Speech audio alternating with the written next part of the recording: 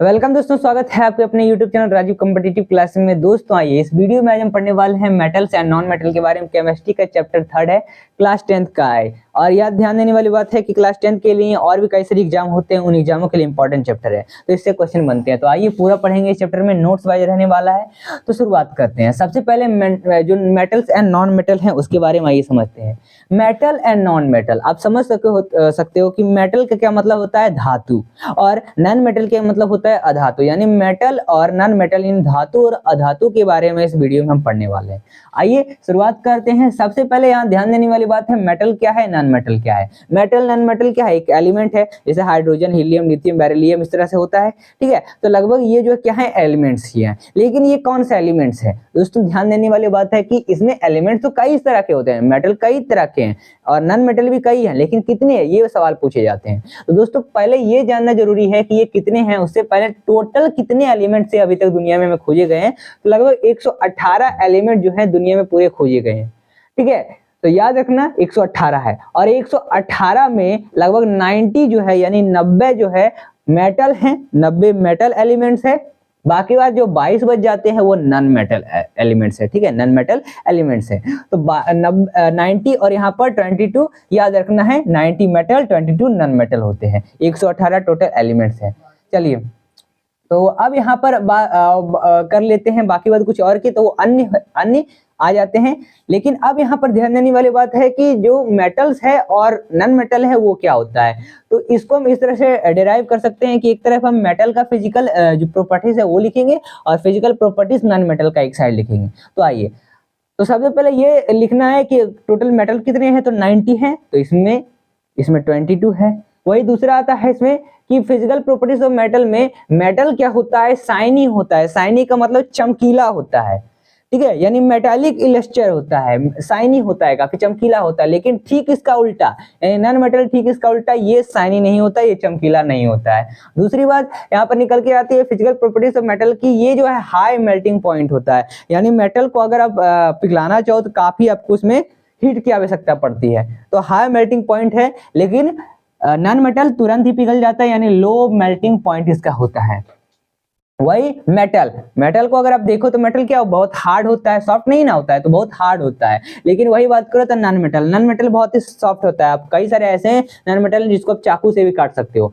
वही दूसरी बात आती है निकल के। अब आगे क्या है कि जो मेटल होता है वो हाई मेलेबिलिटी होता है। मेटल का हाई मेलेबल होता है, हाई मेलेबिलिटी होता है। जैसे गोल्ड है जी, और जैसे आपका हो गया सिल्वर। ठीक है, तो जैसे गोल्ड होगा और आपका होगा सिल्वर। लेकिन वही नॉन मेटल में ये जो है लो मेलेबिलिटी होता है, इसका ज्यादा मेलेबल नहीं होता है। और फिर आगे निकल के आता है मेटल क्या होता है, डक्टाइल होता है, काफी डक्टाइल होता है। जैसे एग्जांपल गोल्ड, सोना। वही नॉन मेटल क्या होता है, नॉट डक्टाइल होता है, यानी ये डक्टाइल नहीं होता है। फिर ये सोनरस, ये क्या होता है, मेटल जो है सोनरस होता है। फिर मेटल नॉन मेटल जो है वो नॉट सोनरस, ठीक उसका उल्टा है। और ये सबसे ज्यादा इंपॉर्टेंट वाला पॉइंट जो निकल के आ रहा है अभी तक का, कि good conductor of heat and electricity. ठीक है, इलेक्ट्रिसिटी।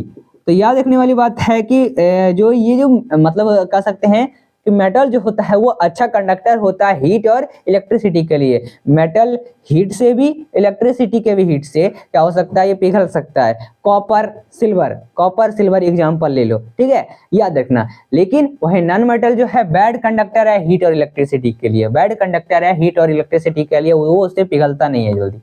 अब आता है यहाँ पर पॉइंट एक निकल के कि एक है, मान लो कि एक कोई एग्जाम्पल।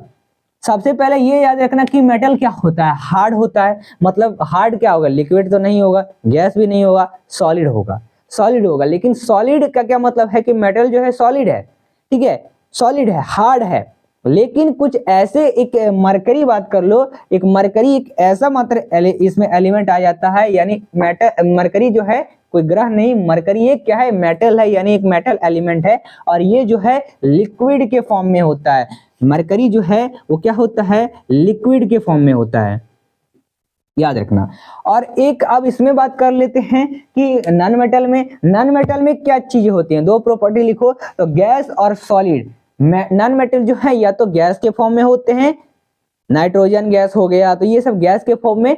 वही और एक और जो आ जाता है फॉर्म, एक होता है सॉलिड। अब रख, सॉलिड के फॉर्म में। ठीक है। तो गैस और सॉलिड ये दोनों क्या हैं, नन मेटल्स हैं, यानी और लिक्विड इसमें बात कर लो तो लिक्विड इसमें नहीं आता, लेकिन मात्र एक ऐसा जो इसमें नन मेटल है ब्रोमाइन। ब्रोमाइन एक ऐसा नन मेटल है जो लिक्विड के फॉर्म में होता है। तो ये पॉइंट्स हैं, ये याद रखना जरूरी है। अब आइए काफी और भी कई तरह के पॉइंट्स आ जाते हैं। मेन पॉइंट भी इसे में देखने को मिलता है जो मैंने आपको बता दिया कि यहाँ पर सबसे पहले एक तो बता दिया कि ब्रोमाइन क्या लिक्विड के फॉर्म में होता है। मेटल भी आपको बता दिया, मरकरी। हाँ, मरकरी का यहाँ आपको बात कर लेते हैं। तो मरकरी रूम टेम्परेचर के हिसाब से नॉन मेटल सॉलिड में होता है, लेकिन कभी ऐसे रूम टेम्परेचर के हिसाब से मरकरी जो है लिक्विड का फॉर्म में भी तब्दील हो जाता है। ठीक है, याद रखना। चलिए तो आगे अब हम चलते हैं, और भी कई सारे पॉइंट हैं उसको जानते हैं, लेकिन पहले इसको मिटा के आइए दोस्तों। यहाँ पर आपको कुछ ऐसे ऐसे मेन पॉइंट्स है जिसको समझना जरूरी है। तो देखिए यहाँ पर क्वेश्चन इससे आते हैं और इससे आप फंस सकते हो। जैसे एक होता है गैलियम और एक है कैल्शियम, ये दोनों चीज क्या है, दोनों मेटल हैं। दोनों क्या है, मेटल हैं, लेकिन ये दोनों क्या है, इसको अगर आप बात करो तो दोनों क्या है, एक लो मेल्टिंग पॉइंट के हिसाब से मेल्ट होता है, यानी लो मेल्टिंग पॉइंट है दोनों को, यानी बहुत ही जल्दी ये पिघल सकता है। जैसे हम लिखेंगे पॉइंट मेन पॉइंट्स में कि जो एक गैलियम है एंड एक है calcium are low melting point in metal. यानी मेटल तो याद रखना जितने भी मेटल हैं सब क्या है, हाई मेल्टिंग पॉइंट के होते हैं, लेकिन मात्र ये गैलियम और कैल्शियम लो मेल्टिंग पॉइंट होता है। तो मेन पॉइंट है, याद रखना। अब दूसरी और भी कई सारे मेन पॉइंट्स है। जैसे एक आयोडीन क्या होता है, आयोडीन नमक में है, तो आयोडीन इज नॉन मेटल। देखो एक आयोडीन है, क्या है, एक आयोडीन है। आयोडीन एक क्या है, एक नॉन मेटल है। तो हम लिखेंगे आयोडीन इज नॉन मेटल। लेकिन आयोडीन तो नॉन मेटल है, लेकिन क्या है, बट इट इज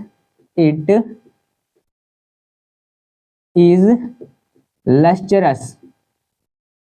ठीक है, यानी लस्टरस। अब दूसरी बात यहाँ पर एक निकल के आ रही, आयोडीन एक मेटल है और फिर यहाँ पर निकल के आता है ये लस्टरस है। लस्टरस का क्या मतलब होना, चमकीला होना। लेकिन हमने जाना था जब मैंने शुरुआत में फिजिकल प्रॉपर्टीज बताए थे मेटल का, तो मेटल क्या है, शाइनी होता है, यानी चमकीला होता है, लस्टरस होता है। तो यहाँ पर आयोडीन एक तो नॉन मेटल है, वो लस्टरस कैसे हो गया। यही एक मेन पॉइंट है कि आयोडीन जो है एक लस्टरस होता है, यानी बहुत ही चमकीला होता है, याद रखना। ये एक मेन पॉइंट हो गया। कार्बन है, कार्बन अगर बात कर लो, क्वेश्चन आ सकता है कि कार्बन क्या है, कार्बन को आप देखते हो, कार्बन को आप मेटल ना समझ लेना, कार्बन जो है एक क्या होता है, नॉन मेटल होता है। तो ये भी एक पॉइंट आता है निकल के, कार्बन क्या है, एक नॉन मेटल है। कार्बन क्या है, एक नॉन मेटल है। और भी पॉइंट हमें देखने को मिलता है, जैसे डायमंड हो गया, डायमंड यानी हीरा। डायमंड क्या है, diamond is the hardest substance. ठीक है, हार्डेस्ट सब्सटेंस होता है डायमंड। चलो और भी पॉइंट अब देखने को मिलते हैं। तो ग्रेफाइट है, ग्रेफाइट क्या है, ग्रेफाइट कंडक्ट करता है इलेक्ट्रिसिटी को। ग्रेफाइट भी एक पॉइंट आता है निकल के, ग्रेफाइट क्या करता है, कंडक्ट करता है इलेक्ट्रिसिटी को, ग्रेफाइट। हालांकि ग्रेफाइट क्या है, नॉन मेटल है। तो ग्रेफाइट कंडक्ट करता है इलेक्ट्रिसिटी को, यहाँ पर पॉइंट निकल के आता है, कंडक्ट करता है इलेक्ट्रिसिटी को।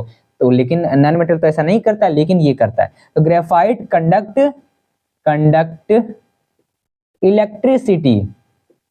कैसे, ग्रेफाइट क्या होता है, मान लो पेंसिल में भी होता है। ग्रेफाइट से क्या करते हो आप, कभी पेंसिल क्या करो, पानी में दो या फिर प्लस माइनस करके अगर पानी में देते हो, देखते हो ना, जब उस पर करंट देते हो किस तरह से पानी में, एक्सपेरिमेंट करके देख लेना, जैसे यहाँ पर आपको पिक्चर में दिखाई दे रहा होगा। ठीक है, चलो।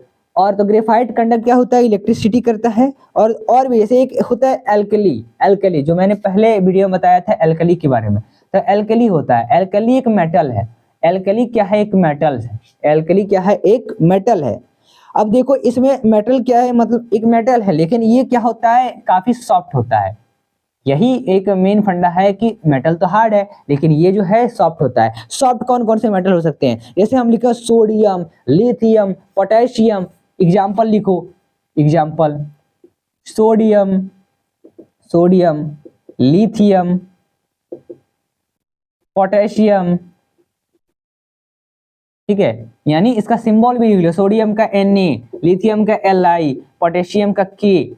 लिथियम, सोडियम, लिथियम, पोटेशियम, ये तीन ऐसे मेटल हैं जो वेरी सॉफ्ट होते हैं, तो है ना मेन पॉइंट, याद रखना। चलो अब आइए हम समझते हैं केमिकल प्रॉपर्टीज ऑफ मेटल। अभी तक हमने जाना था फिजिकल प्रॉपर्टीज मेटल और नॉन मेटल के, अब केमिकल प्रॉपर्टीज की ओर बढ़ते हैं। तो आइए, तो हम लिखेंगे यहाँ पर केमिकल प्रॉपर्टीज ऑफ मेटल, ठीक है। तो हम यहाँ पर लिखेंगे केमिकल प्रॉपर्टीज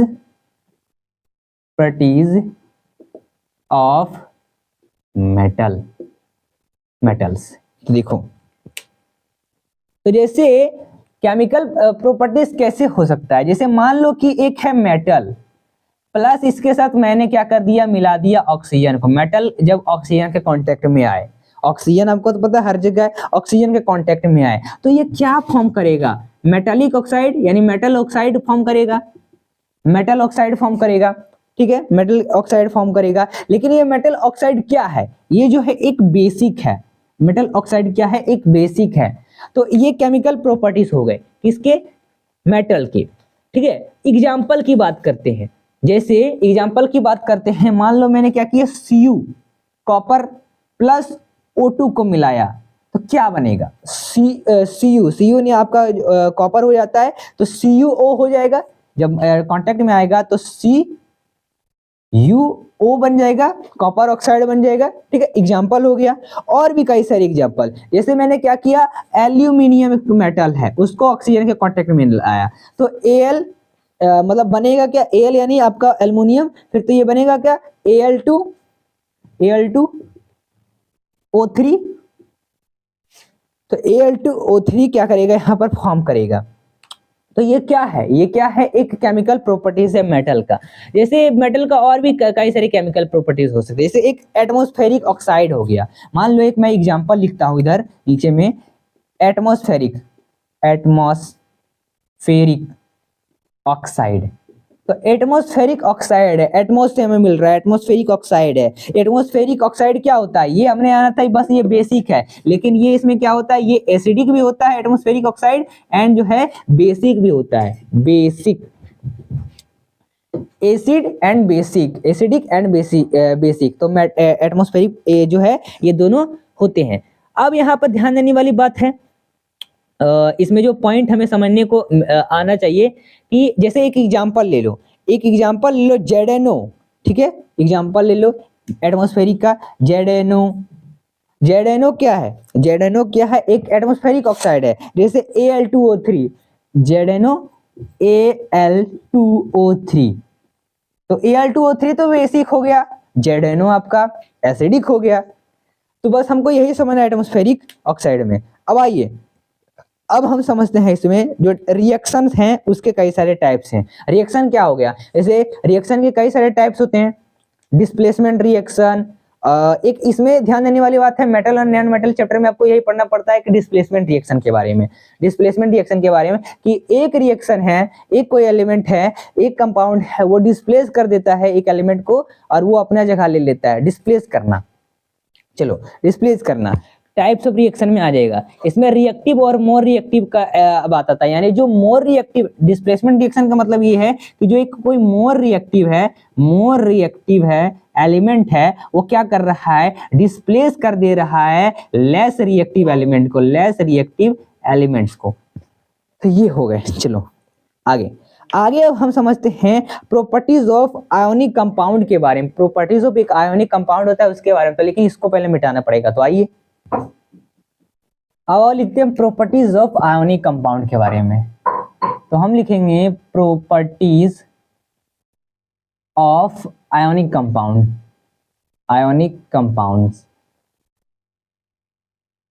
तो आयोनिक कंपाउंड के प्रॉपर्टीज क्या क्या हो सकते हैं, जैसे एक तो सबसे पहले यहाँ पर लिख दो पॉइंट में, सॉलिड होता है एंड ये हार्ड होता है, सॉलिड होता है और हार्ड होता है। सॉलिड का क्या मतलब है आयोनिक कंपाउंड का, कि जैसे कोई स्ट्रॉन्ग फोर्स लग रहा है, एक अट्रैक्शन हो रहा है इनके बीच में, आयोनिक कंपाउंड के बीच में, ठीक है।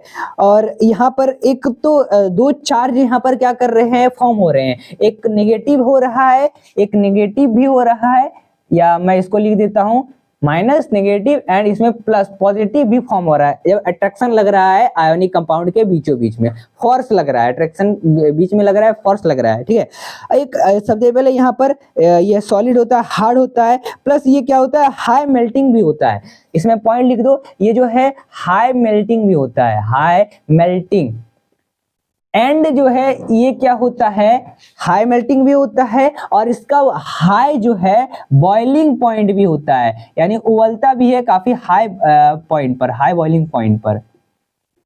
चलो, तो यहाँ पर ये दो चीजों को यहाँ पर याद रखना जरूरी है। जैसे हाई एनर्जी इसके लिए रिक्वायर्ड है, कोई चीजों को ब्रेक करने के लिए, कोई स्ट्रॉन्ग चीज को ब्रेक करने के लिए हाई एनर्जी चाहिए, ठीक है। और इसमें क्या होता है, आयोनिक का अट्रैक्शन होता है। जब हाई एनर्जी ब्रेक करेगा, ब्रेक डाउन करेगा एक कोई आयोनिक कंपाउंड को, जिसमें एक आयोनिक को कोई अट्रैक्शन मिलेगा ना, ठीक है। तो हाई मेल्टिंग पॉइंट और हाई बॉइलिंग पॉइंट दोनों के माध्यम से किया जा सकता है। फिर इसमें एक होता है प्रॉपर्टीज की, ये क्या होता है, सॉल्यूबल होता है आयोनिक कंपाउंड, इसमें वाटर में सॉल्यूबल होता है, वाटर में यानी घुल जाएगा आराम से वाटर में। लेकिन ये जो है केरोसिन, या फिर बात कर लेते हैं पेट्रोल, केरोसिन बात कर लेते हैं, बट केरोसिन,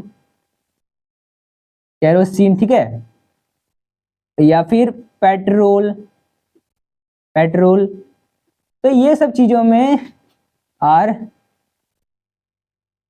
इनसॉल्यूबल, यानी ये जो है इनसॉल्यूबल होता है, यानी केरोसिन और पेट्रोल में ये घुलता कभी नहीं है। कंडक्शन इसका क्या हो जाएगा, इलेक्ट्रिसिटी का, तो मैं यहाँ पर लिखता हूँ कि इसका कंडक्शन क्या हो जाएगा, इलेक्ट्रिसिटी का। तो यानी conduction electricity, conduction of electricity, यानी इलेक्ट्रिसिटी के माध्यम से ये क्या करता है, काम करता है। एक इलेक्ट्रिसिटी हो गया, ठीक है, इलेक्ट्रिसिटी हीट एक होता है, लेकिन हीट से नहीं, इलेक्ट्रिसिटी से काम कर रहा है। यानी इसको रिक्वायरमेंट चाहिए मूवमेंट करने के लिए इसके चार्जेस को, रिक्वायरमेंट चाहिए इसके मूवमेंट करने के लिए इसके चार्जेस को, आयोनिक कंपाउंड के चार्जेस को। चलिए, जैसे इसमें क्या मान लो कि एक रिक्वायर चाहिए चार्जेस को मूव करने के लिए, क्या ये सॉलिड में हो सकता है ऐसा, सॉलिड में हो सकता है, नहीं, सॉलिड में आप अगर लिखो तो इसमें नहीं हो सकता है, सॉलिड में नहीं हो सकता है। बाकी बात गैस में हो जाएगा, ठीक है।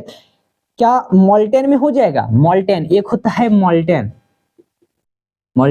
एक होता है, या फिर लिक्विड, क्या ये लिक्विड में हो जाएगा, हाँ, मोल्टेन और लिक्विड में आराम से ये क्या होगा, इलेक्ट्रिसिटी के माध्यम से आयोनिक कंपाउंड जो है वो चार्ज हो जाएगा, ठीक है। चलो, तो ये है आपके आयोनिक कंपाउंड के बारे में। अब जैसे देखो, इसमें सबसे पहले एलिमेंट आता है। एलिमेंट क्या हो सकते हैं, कोई एक डिस्प्लेस करना, less reactive element, more reactive element. More reactive element reactive element को डिस्प्लेस कर देता है। मोर रिएक्टिव एलिमेंट में पोटेशियम, सोडियम, ठीक है, potassium, sodium, calcium, magnesium, aluminium, तो ये सब हो सकते हैं, पोटेशियम, सोडियम, ठीक है, एल्युमिनियम, ये सब चीजें आपकी। और भी कई सारी चीजें हैं, जैसे मैग्नीशियम हो गया, मैग्नीशियम, कैल्शियम हो गया, तो ये सब चीजें क्या हैं, ये सब जो है मतलब कलो तो मोर रिएक्टिव एलिमेंट्स हैं। क्या है, मोर रिएक्टिव एलिमेंट्स हैं। लेकिन एक होता है, एक ऐसे कुछ चीजें होती है, कुछ ऐसे एलिमेंट्स होते हैं, जैसे जेडन हो गया, जैसे लोहा हो गया, जैसे पीवी लीड हो गया, तो ये सब चीजें क्या होती है, एक फ्री स्टेट में होता है ना, वो क्या कह सकते हैं कि फ्री स्टेट में होता है ना, कोई सॉलिड ना कोई मेटल, ना मोर ज्यादा, ना रिएक्टिव एलिमेंट ना less reactive element, free state में हो गया। सो Fe, पीवी, ये सब चीजें। चलिए आगे इसमें जो हमें टॉपिक देखने को मिलता है, अब वो कौन सा टॉपिक है, एक लो रिएक्टिव रिएक्टिविटी है। तो लो रिएक्टिविटी जो मैंने अभी बताया, लो रिएक्टिव, एक मोर रिएक्टिव, ये सब, और लो रिएक्टिविटी भी होता है, ठीक है। ऑक्सीजन लो रिएक्टिविटी है, क्या है, लो रिएक्टिविटी है। Cu, कॉपर, ठीक है। तो ये सब चीजें क्या है, लो रिएक्टिविटी है, इन सभी के अंदर लो रिएक्टिविटी होता है। चलो, अब आगे हम इसमें जो पढ़ने वाले हैं वो है कैल्सिनेशन एंड रोस्टिंग। तो इसको मिटाते हैं और उसको पढ़ते हैं। आइए हम समझते हैं इस वीडियो में कैल्सिनेशन एंड रोस्टिंग के बारे में। तो हम लिखेंगे कैल्सिनेशन एंड एक होता है रोस्टिंग, ठीक है। तो रोस्टिंग, कैल्सिनेशन, रोस्टिंग, ये मजेदार है, इसको आपको पढ़ना इंपॉर्टेंट है, इससे क्वेश्चन आते हैं। जैसे देखो कंजर्व करता है, सबसे पहले कैल्सिनेशन क्या करता है, कंजर्व करता है किसको, कार्बोनेट को। तो कंजर्व पॉइंट के बाद लिखेंगे, ये क्या करता है, कंजर्वेशन करता है, कंजर्वेशन ऑफ किसको, जो अभी मैंने बताया कंजर्वेशन किसको करता है, तो ये करता है कार्बोनेट को, किससे, carbonation of carbonate, carbonate to किससे, ऑक्साइड ओर से, किससे, ऑक्साइड ओर से, ऑक्साइड ओर का मतलब समझते होगे, ओर का मतलब क्या होता है, मिक्सचर, कई सारी चीजों का मिक्सचर होता है, कई सारे एलिमेंट्स का मिक्सचर होता है ओर। फिर रोस्टिंग क्या करता है, ये भी क्या करता है, कन्वर्जन करता है, कन्वर्जन ऑफ किसका, सल्फाइड का किससे, टू ऑक्साइड ओर से नहीं, बस ओर से करता है, ठीक है। चलो एक पॉइंट ये हो गया। दूसरी पॉइंट ये है कि ये एक हीटिंग के थ्रू, बाय स्ट्रांगली हीटिंग के थ्रू क्या करता है, तो हम यहाँ पर लिखेंगे by strongly heating in limited air. तो हम एक पॉइंट इसमें लिखते हैं, by strongly heating to limited air, ठीक है। चलो तो यहां पर ध्यान देने वाली बात है,